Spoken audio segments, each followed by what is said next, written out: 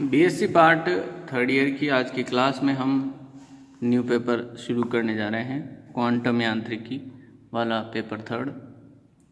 Quantum यांत्रिकी में सबसे फर्स्ट हम यूनिट फर्स्ट को स्टडी करेंगे। सबसे फर्स्ट हम लेंगे यूनिट फर्स्ट, जिसमें हम क्वांटम यांत्रिकी का जो विकास है वो किस प्रकार से हुआ। सबसे फर्स्ट प्रारंभ में जो है चिरसम्मत यांत्रिकी रही, उसके बाद क्वांटम यांत्रिकी आई।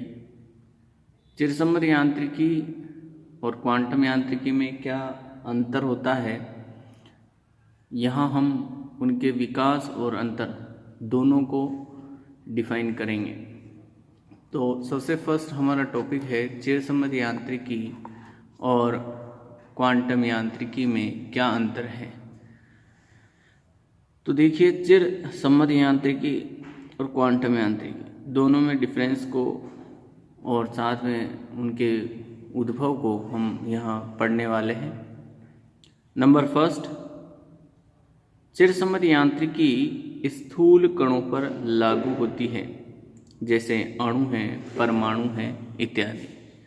तो जो चिरसम्मत यांत्रिकी किन पर लागू होती है? स्थूल कणों पर, यानी कि बड़े आकार के जो कण हैं उन कणों पर, स्थूल आकार के कणों पर लागू होती हैं, अणु, परमाणु इत्यादि। क्वांटम यांत्रिकी की बात करें, क्वांटम यांत्रिकी सूक्ष्म कणों पर लागू होती है, जैसे बोसॉन पार्टिकल्स हैं, पायोन हैं, म्यूऑन्स हैं, इन पर। नंबर 2 में हम देखते हैं चिरसम्मत यांत्रिकी में कुल ऊर्जा व कुल संवेग को सतत माना गया है।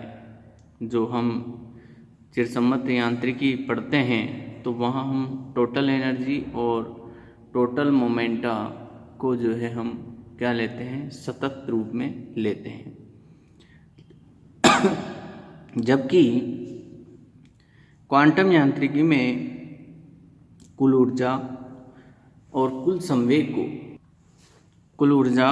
संवेग को क्वांटीकृत विविक्त रूप में माना जाता है कि एक कैसी राशियां हैं? क्वांटीकृत राशियां हैं, विविक्त राशियां हैं। इसके बाद नंबर 3 पर हम देखते हैं चिरसम्मत यांत्रिकी में न्यूटन जो वैज्ञानिक रहे, न्यूटन वैज्ञानिक का क्या रहा? योगदान महत्वपूर्ण रहा।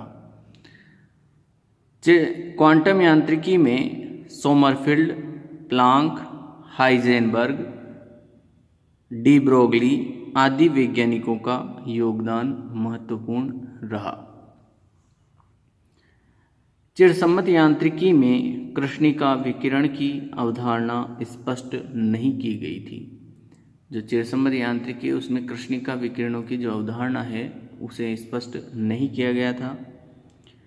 क्वांटम यांत्रिकी में मैक्स प्लांक ने कृष्णिका विकिरण को समझाया कि कृष्णिका क्या होती है, उससे उत्सर्जित जो विकिरण है वो किस प्रकार होते हैं, कृष्णिका के अवधारणा को स्पष्ट किया।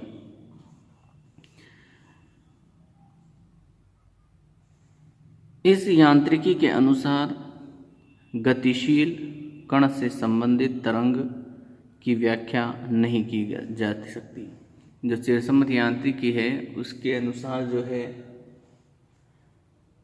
गतिशील जो कण हैं उनसे संबंधित तरंग की हम व्याख्या नहीं कर सकते। क्वांटम यांत्रिकी में डी ब्रोगली के अनुसार प्रत्येक गतिशील कण के साथ एक तरंग संबंधित होती है, जिसे हम द्रव्य तरंग कहते हैं, जिसकी तरंगदैर्घ्य लैम्ब्डा h/p के रूप में रहती है। लैम्ब्डा तरंगदैर्घ्य h/p के रूप में होती है। इस यांत्रिकी के अनुसार स्थूल कणों का एक ही समय पर स्थिति व संवेग का निर्धारण संभव है। जो चिरसम्मत यांत्रिकी है, चिरसम्मत यांत्रिकी कहती थी कि एक ही टाइम पर जो है हम कणों की स्थिति और संवेग का निर्धारण कर सकते हैं। लेकिन जो क्वांटम यांत्रिकी आई, तो क्वांटम यांत्रिकी में हाइजेनबर्ग ने बताया अपने अनिश्चितता सिद्धांत के अनुसार कि सूक्ष्म कणों का एक ही समय पर स्थिति व संवेग का निर्धारण करना संभव नहीं है, अर्थात स्थिति व संवेग के निर्धारण में अनिश्चितता पाई जाती है। यानी कि डी ब्रोगली की अनसर्टेनिटी रूल के अकॉर्डिंग उसने बताया कि जो स्थिति है, अनसर्टेनिटी प्रिंसिपल उसने दिया, और उसने बताया कि जो नैनो पार्टिकल्स होते हैं, सूक्ष्म पार्टिकल होते हैं, उनकी स्थिति और संवेग का किसी एक ही समय पर निर्धारण करना संभव नहीं है। यदि आपको स्थिति मिलती है तो संवेग सही नहीं मिलेगा, यदि संवेग सही लेते हो तो स्थिति सही नहीं मिलेगी। इसे del x dot del p is greater than equal to h cross by 2 के रूप में व्यक्त किया था। चिरसम्मत यांत्रिकी में तरंग फलन का अस्तित्व नहीं था। जो चिरसम्मत यांत्रिकी थी उसमें जो तरंग फलन है साई, उसका अस्तित्व नहीं था। और जो क्वांटम यांत्रिकी आई, तो क्वांटम यांत्रिकी में गतिशील कण की स्थिति तथा समय का निर्धारण करने के लिए उसके साथ एक तरंग फलन साई एक्स टी संबंधित किया जाता है। क्या एक तरंग फलन उसके साथ संबंधित किया जाता है, जिसे कहते हैं हम साई।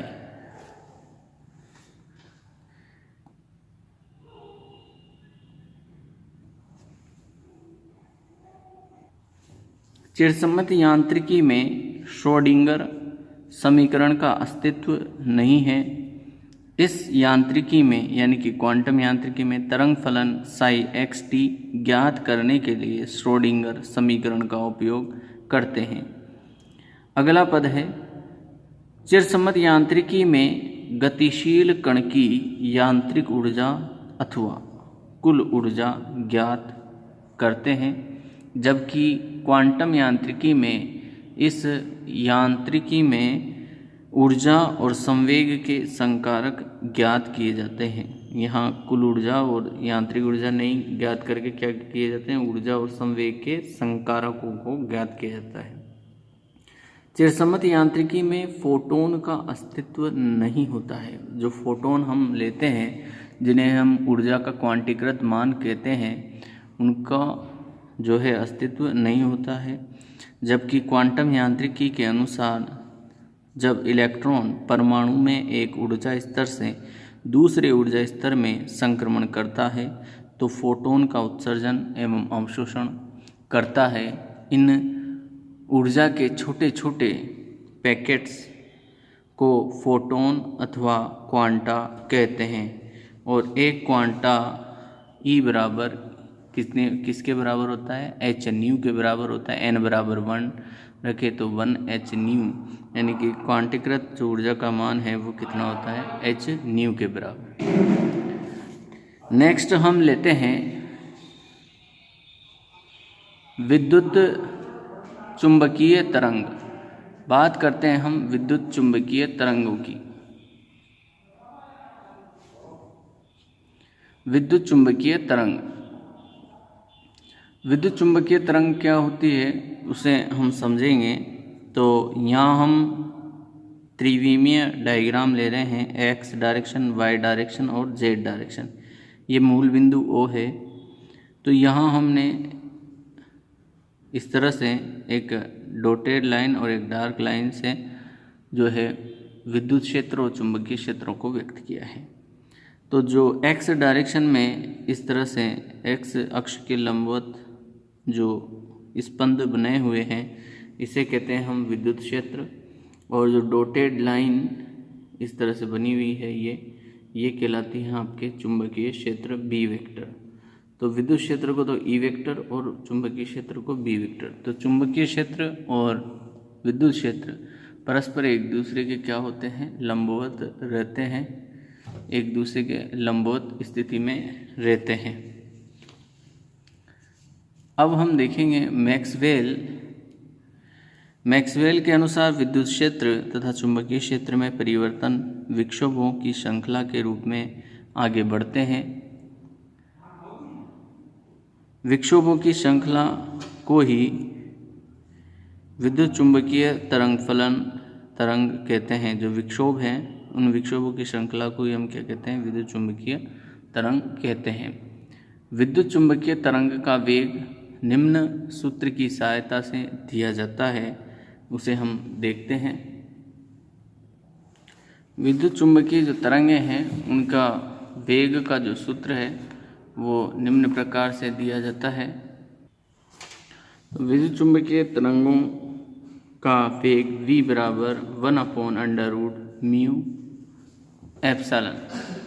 यदि निर्वात की स्थिति है तो निर्वात की स्थिति में 1/√μ नोड एप्सिलॉन नोड के रूप में जो है तरंग के वेग को व्यक्त किया जाता है।